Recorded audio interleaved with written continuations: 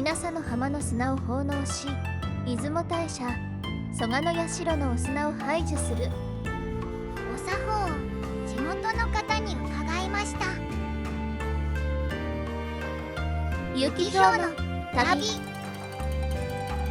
雲のお砂交換とは簡単に言うと、神有月に八百万の神々が上陸される稲佐の浜のお砂を頂戴し、これを出雲大社の蘇我の社へ奉納し、奉納の後蘇我の社のお砂を賜り持ち帰らせていただく一連の作法のことです。概要欄のチャプターリストもご活用ください。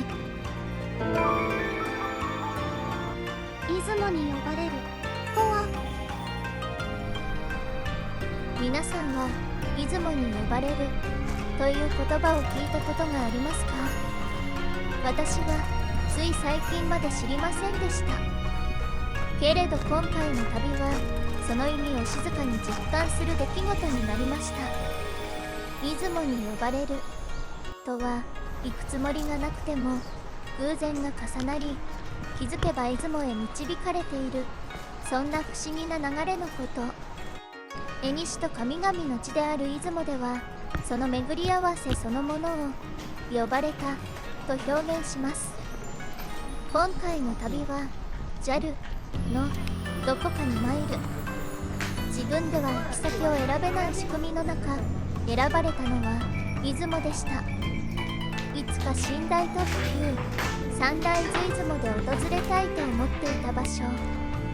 でもそのいつかはずっと先延ばしのまま、準備も計画もないまま突然出雲へ向かうことになるとは思っていませんでした。そんな中、地元の方から最近は濡れた砂を持ってくる人が多くて困っていると聞きました。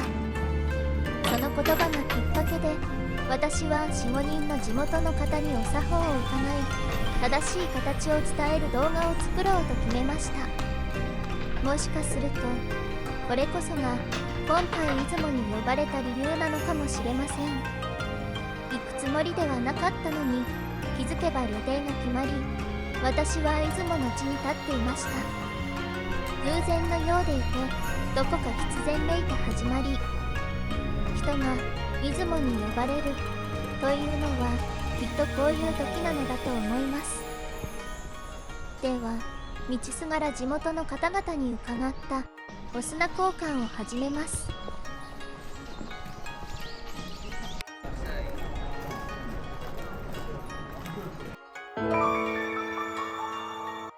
稲佐の浜と弁天島。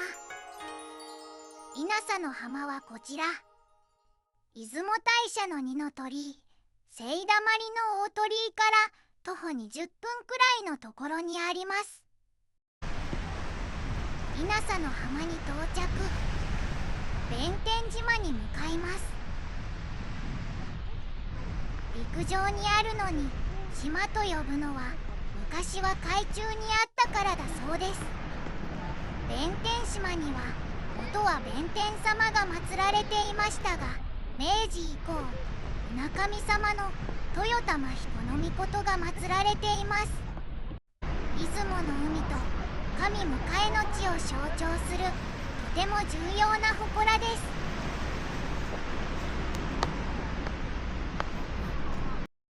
ここでは旧暦の10月10日に神迎え神事が行われます。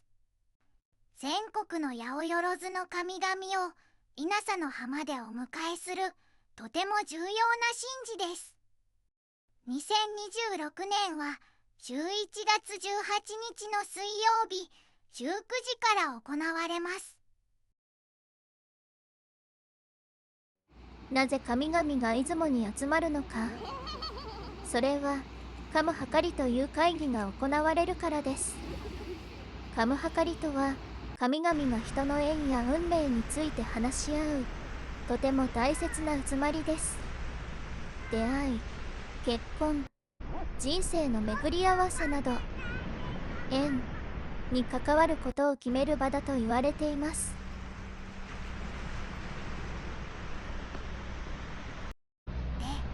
砂はどこからどうやって取ればいいのって思いますよね。ちょうど弁天島周りの掃除をされている地元の方がいらっしゃったので伺いました。まず最初に祠に黙礼をします。この時出雲大社の拝礼作法である二礼四拍手一礼は必要ありません。軽く一礼するだけで良いそうです。そして小さな声または心の中でお砂を少しいただきますと唱えます。次にどこからボスナを頂戴すればよいのか。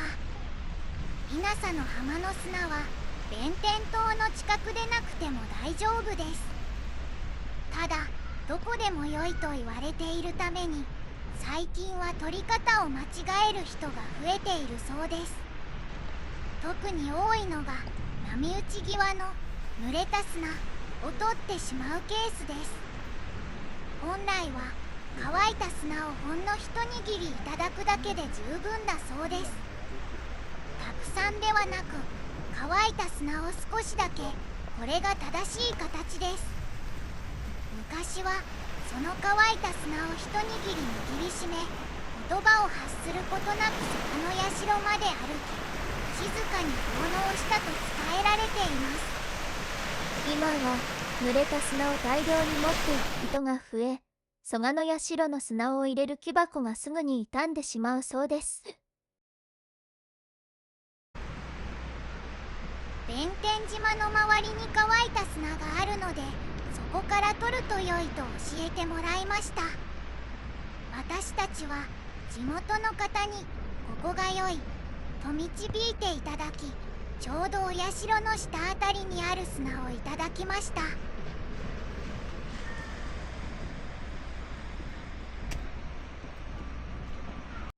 ちなみに私たちは自宅からジップロックとプラスチックのスプーンを持参していきました。スプーンがないと浜で砂を袋に入れるのは少し大変だと思います。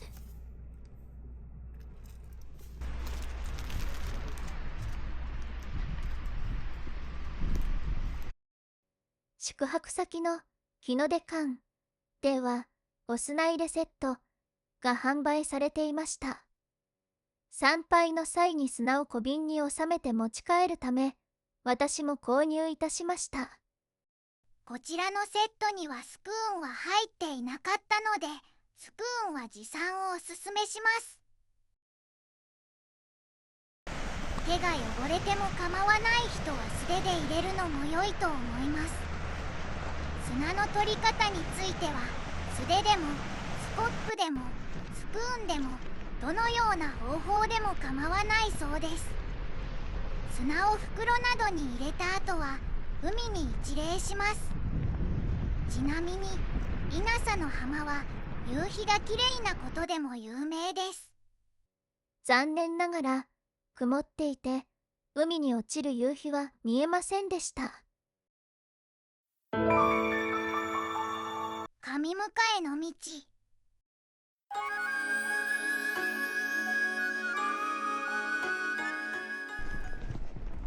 砂をいただいた後は出雲大社へ向かいます。必ずという決まりはありませんが、大社常日を通り神迎えの道を歩くのが古くからの美しい流れとされています。昔から参拝者を導く灯籠で神迎え神事の行列もここを通ります。この道は神々をお迎えするための正式な道で、稲佐の浜から出雲大社へ向かう神々の通り道とされています。いただいた砂は丁寧に持ち運び、参道では中央を避けて静かに歩みを進めます。とはいえ厳密な決まりがあるわけではありません。道中には有名なお蕎麦屋さんもいくつかありますので、立ち寄って食事をしても差し支えないそうです。私たちは翌日にご砂を奉納しに伺う予定です。宿泊先の日の出館に到着。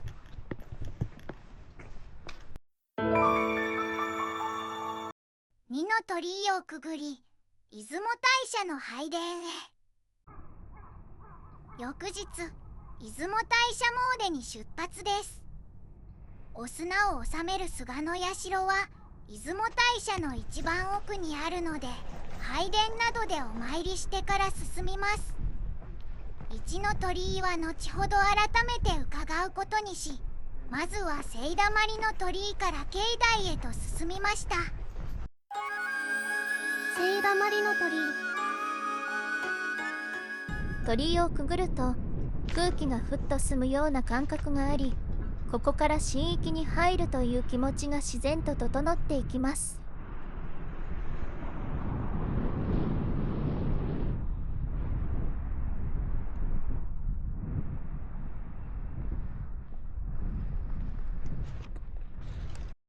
振り返ると遠くに1の鳥居、白い鵜ヶ橋の大鳥居が見えます。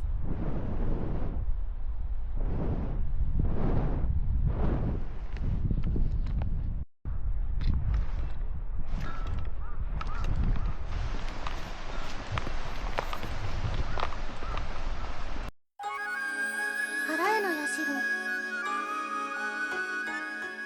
最初に向かったのは参道脇に佇む原への社。旅の汚れを払い、心身を清めるためのお社で二礼四拍手一礼して手を合わせました。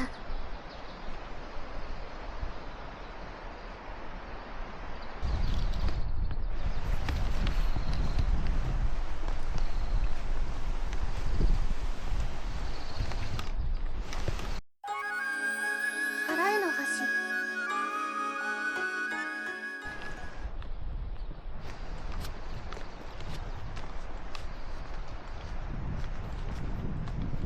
そのまま原への橋を渡り、松の参道へ向かいます。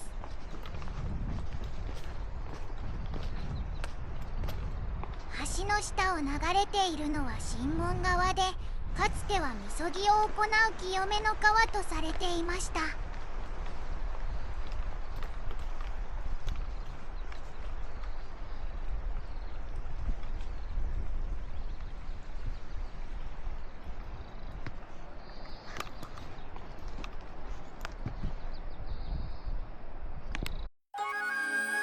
松の参道と二の鳥居。松並木の下を歩くと静けさの中に凛とした気配が漂い、自然と歩みがゆっくりになります。途中にある二の鳥居、松の中の鳥居の先は松の根を守るため現在は通ることができません。鳥居の前で軽く一礼し、右の道を進みました。地元の方にぜひ立ち寄ってお参りをと教えていただいたのが参道脇にあるティナツキの森です。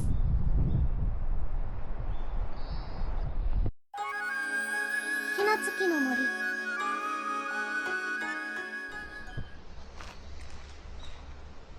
小さな祠ですが、古くからこの地を守る神が静まる場所とされ、参道を行き交う人々を静かに見守ってきたと伝えられています。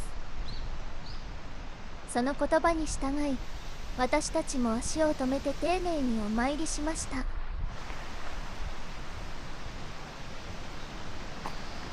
再び参道に戻り、結びのご神像を眺めながら長寿社へ向かいます。結びのご神像。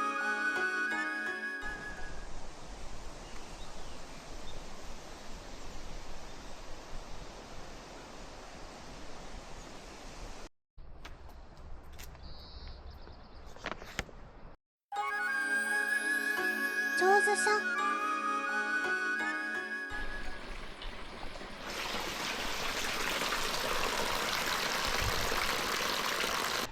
手と口を清め、気持ちを整えたところで三の鳥居にあたる遠鳥居をくぐりました。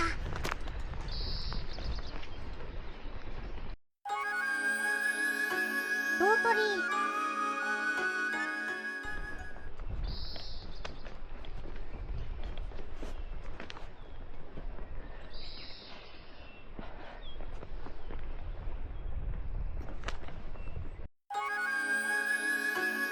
神明、神竜像。鳥居を抜けてすぐ左手には牛馬車があり、神明と神牛の像が静かに佇んでいます。古くから牛や馬を撫でると健康や仕事運が良くなると伝えられており、牛は学業や健康、馬は勝負運や仕事運に強いと言われています。私たちもそっと撫でてご利益を願いました。よしよしよし。拝殿。そしていよいよ正面に拝殿が見えてきます。深く一礼し、二礼四拍手一礼で参拝しました。八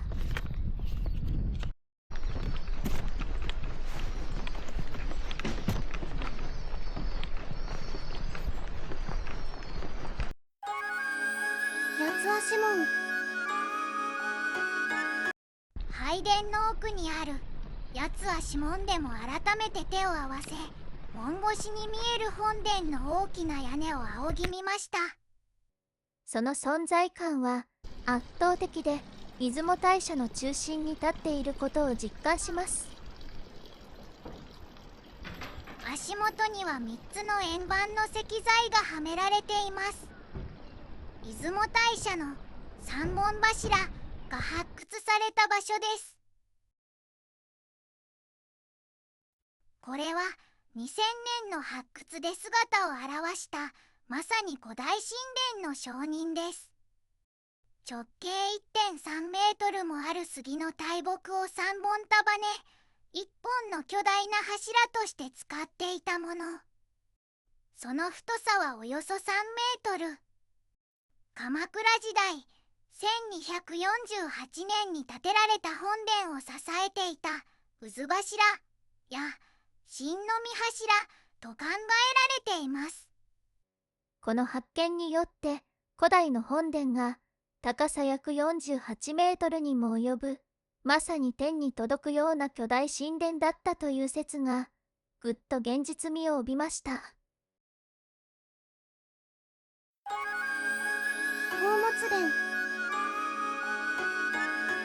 訪問時は本殿のすぐそばにある宝物殿に神の御柱が展示されていました。2階から柱の上部を覗くこともできました。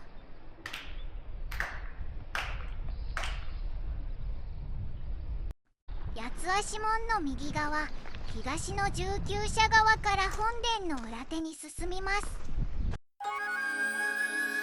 東の19社。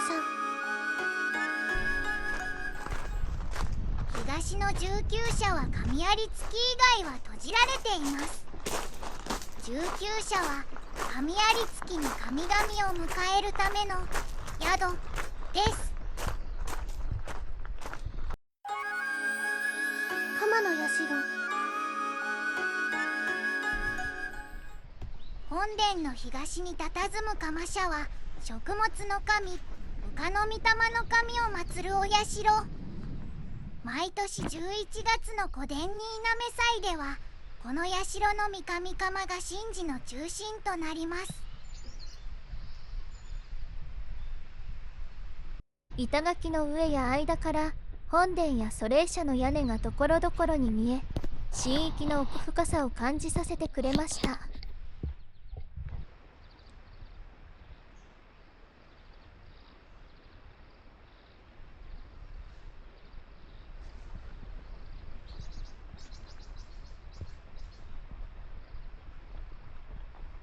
この先の角を曲がるといよいよ菅の社へと続く道。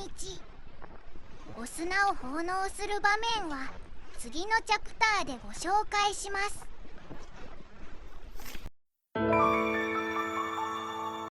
蘇我の社で砂を奉納する。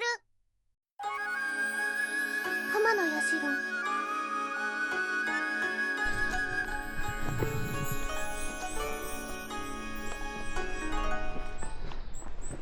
殿の裏手出雲大社で最も神聖な場所の一つ蘇我の社にやってきました。出雲大社最大のパワースポットです。まずは静かに一礼し、社の右側へと回り込みます。こちらがお砂箱。八雲さんのお参りが済んでからこちらにお砂を奉納します。菅野社の背後には出雲神話の舞台として知られる八雲山の岩肌があらわになっています。地元の方によれば、この岩にそっと触れ、稲佐の浜でいただいた乾いた砂を少し振りかけると願いが神様へ届きやすくなると伝えられているそうです。八雲山はスサノオノミコトが八雲立つの歌を詠んだとされる聖地。その岩肌は古代から神の木が宿る場所として大切にされてきました。八雲山は古来より神が静まる禁足地。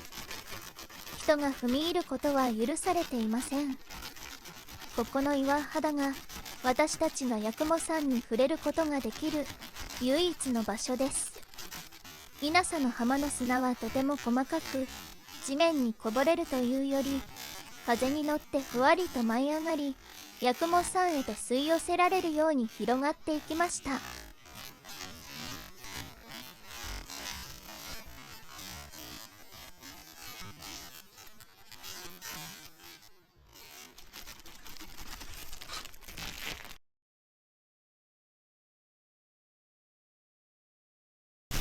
岩に砂を捧げた後、社の下にあるお砂箱へ持参した砂をすべて奉納します。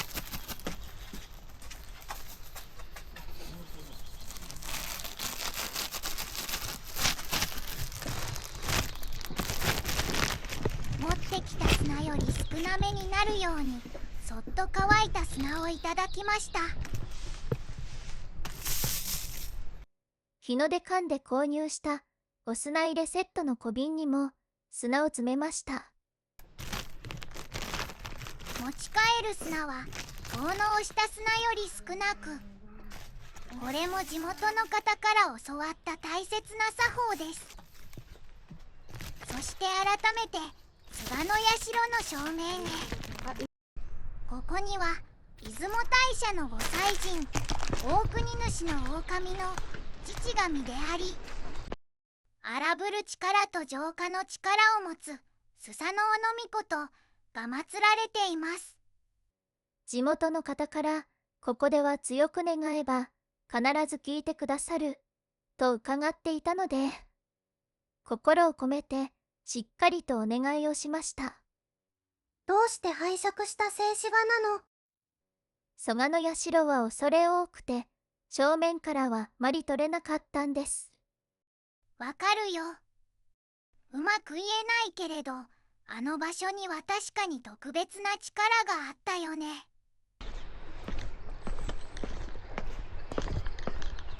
参拝を終えた後は本殿裏に並ぶウサギの像の前へ。大国主の狼と稲葉の白ウサギの神話にちなむこの場所は、縁を結ぶ力が強いと地元の方々が語る隠れたパワースポットです。静けさの中に古代から続く祈りが息づく。蘇我の社の砂の奉納は出雲の神々とのつながりを深く感じられる特別なひとときでした。神楽殿大しめ縄の前、藤の社と西の住居者。砂の奉納が静かに終わりました。稲佐の浜からお預かりした砂は菅野社へと無事に収められ、一つの務めが整いました。ここまでが砂を収めるお作法の記録です。お砂箱に砂を収めた後、西側の住居者の方へと歩きました。この辺りは参拝者も少なく、板垣の向こうに本殿の屋根が覗く。出雲大社の奥の気配を感じられる静かな道です。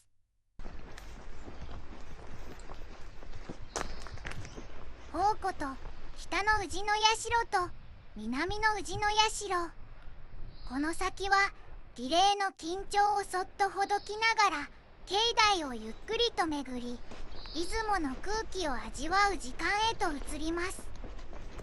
周辺の神社にも足を伸ばし、出雲の地に息づく祈りの風景をたどりながら帰路へと向かいます。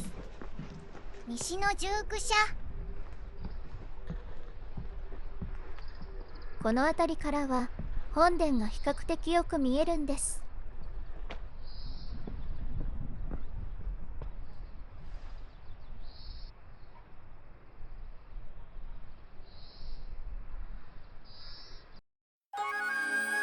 神楽殿。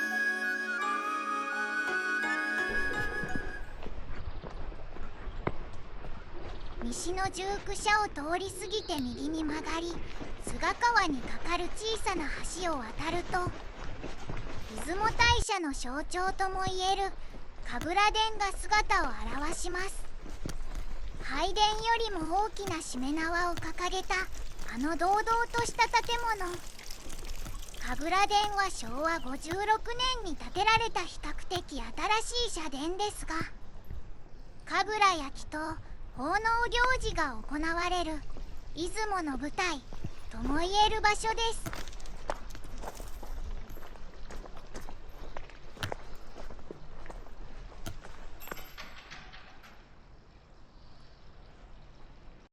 長さ約13メートル、重さ5トンを超える大しめ縄は日本最大級のしめ縄として知られています。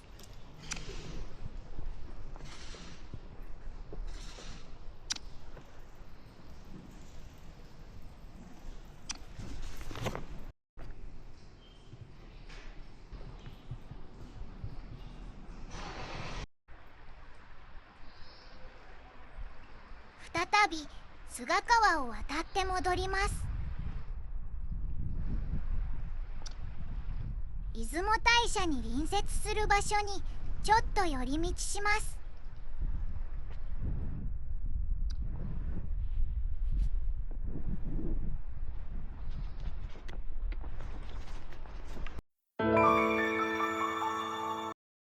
出雲峡、水の庭を歩く。出雲峡。宝物殿の近くの道を抜けて、私は出雲大社の東側にある出雲峡へ向かいました。出雲峡は出雲大社の神職家である北島家が明治時代に立ち上げた教団です。組織としては別ですが、信仰の中心は出雲大社と同じ大国主の狼です。出雲大社と隣り合って立つ、まるで兄弟のような関係の宗教施設です。境内に入ると静かな庭園といって、そして小さな滝があり、出雲大社のにぎわいとはまた違う落ち着いた空気が流れていました。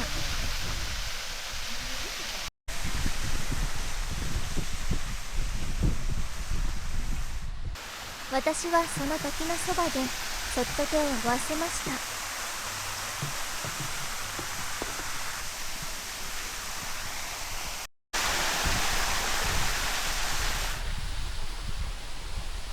水の音に包まれながら心がふっと澄んでいくような、そんなひとときでした。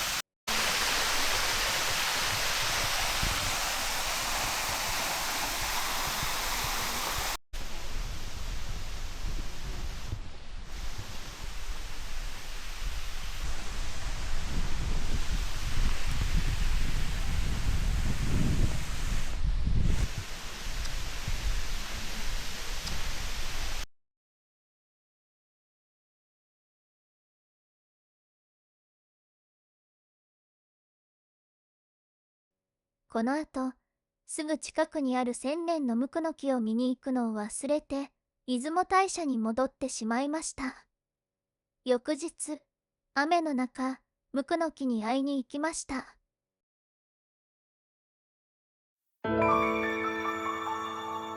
命主の社、千年のムクノキに会いに。命主の社。翌日は雨の降る中、出雲峡のすぐ隣にある命主の社へ向かいました。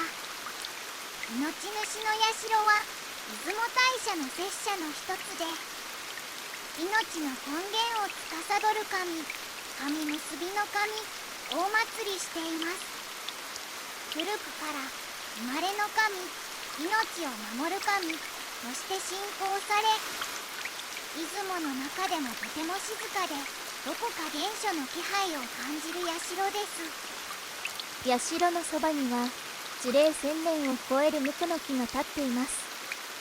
幹はところどころ枯れたように見えながらも、その内側には今も力強い生命が宿っていると言われ、出雲の人々に長く大切にされてきたご神木です。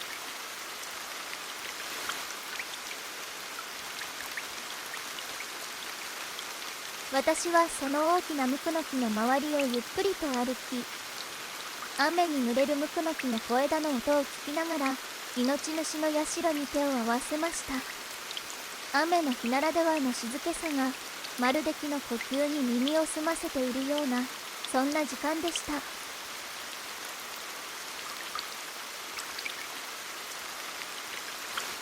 前の日に行くつもりだった命主の社。けれど翌朝、雨の中を向かうことになりました。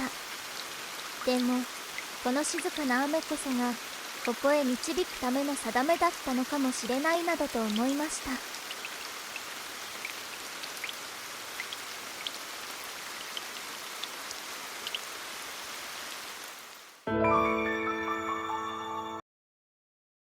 聖だまりへ向かう散策。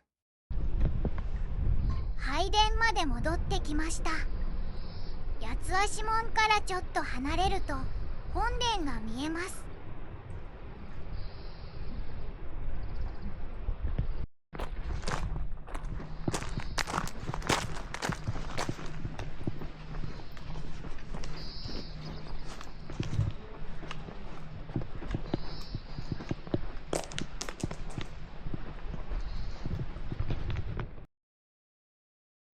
大鳥居をくぐり、聖だまりの鳥居に向かいます。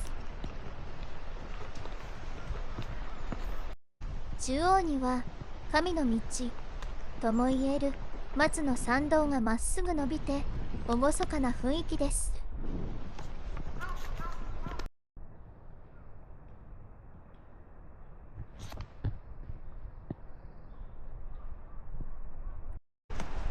でもその両側には緑の中にモニュメントが点在する公園のような穏やかな景色が広がっています。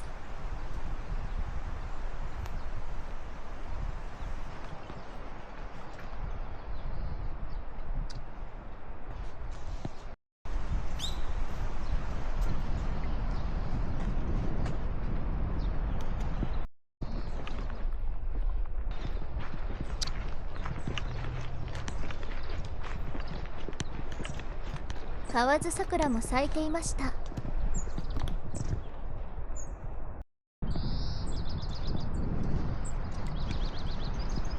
鳩の群れかと思ったらウサギの群れでした。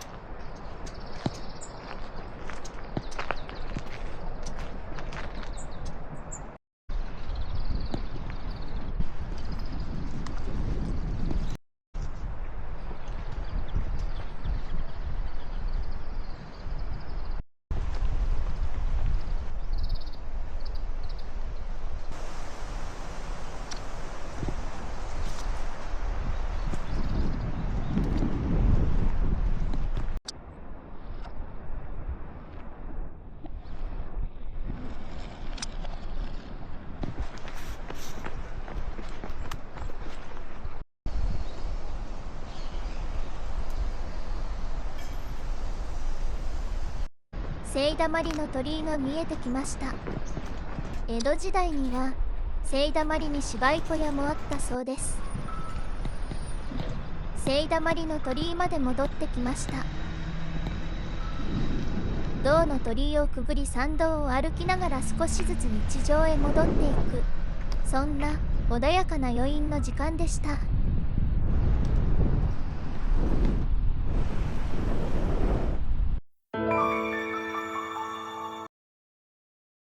宇賀橋の大鳥居。出雲大社の一の鳥居、正式には宇賀橋の大鳥居と呼ばれます。高さ約23メートルの巨大な鉄製鳥居で出雲大社の象徴的存在です。出雲に到着し、バスで向かう途中に最初にくぐったのがこの大きな門でした。次は電鉄大社駅です。次止まります。お降りの方はバスが停車し扉。ここは日常から神域へと心を切り替える最初の教会。参拝を終えた後、改めて歩いて訪れると、この鳥居こそが旅の始まりだったことを静かに思い出させてくれました。こうして今回の出雲参りは静かに幕を閉じました。訪れた場所も出会った景色もすべてがどこか必然のように感じられて、呼ばれるという言葉の意味が少しだけ分かった気がします。またいつかこの地に導かれる日を楽しみにしています。おしまい。